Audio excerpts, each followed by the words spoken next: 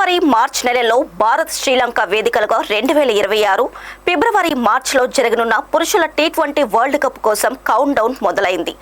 భారత cricket control board December 20న ప్రపంచ cup 2026 కోసం 15 మంది సభ్యుల జట్టును ప్రకటించింది. సూర్యకుమార్ యాదవ్ కెప్టెన్గా, అక్షర్ పటేల్ వైస్ కెప్టెన్గా వ్యవహరించనున్నారు. 2024 ప్రపంచ కప్ గెలిచిన జట్టుతో పోలిస్తే ఈసారి టీమిండియాలో భారీ మార్పులు చోటు చేసుకున్నాయి. రోహిత్ శర్మ, విరాట్ కోహ్లీ, రవీంద్ర జడేజాల రిటైర్మెంట్ తరువాత దాదాపు 7 కొత్త ముఖాలు ఈ మెగా టోర్నీలో కనిపించబోతున్నాయి.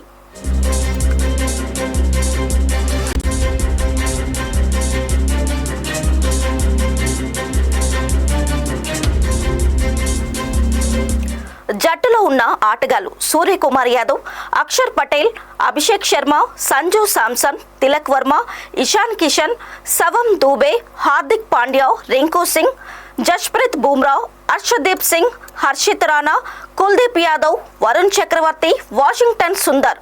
అయితే టీ20 వరల్డ్ కప్లో శుభమన్ గిల్, రిషబ్ పంత్ లాంటి కీలక ఆటగాళ్లు లేరు. దాంతో అభిమానులు ఇది జీర్ణించుకోలేకపోతున్నారు. గత 2-3 నెలలుగా గిల్ టీ20 జట్టుకు వైస్ కెప్టెన్గా ఉన్నందున బీసీసీఐ నిర్ణయంపై ఫ్యాన్స్ ఆశ్చర్యపోతున్నారు.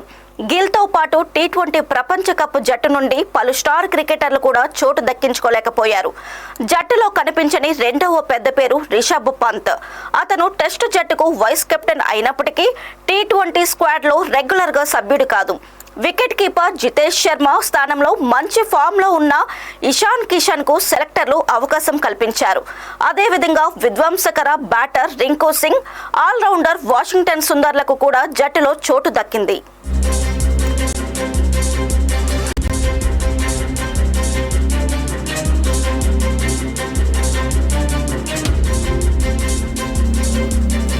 ఈ జట్టు ఎంపికలో ఇటీవలే ప్రదర్శనలకు ప్రాధాన్యత ఇస్తున్నట్లుగా స్పష్టంగా కనిపిస్తుంది.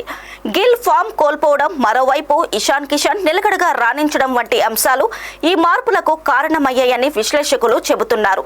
ఈసారి జట్టుకు స్టాండ్ బై ఆటగాళ్లను ప్రకటించలేదని బీసీసీఐ కార్యదర్శి దేవజిత్ సైకియా తెలిపారు. టోర్నమెంట్ స్వదేశంలోనే జరుగుతున్నందున అవసరమైతే మార్పులు చేసే వెసులుబాటు ఉంటుందని ఆయన పేర్కొన్నారు.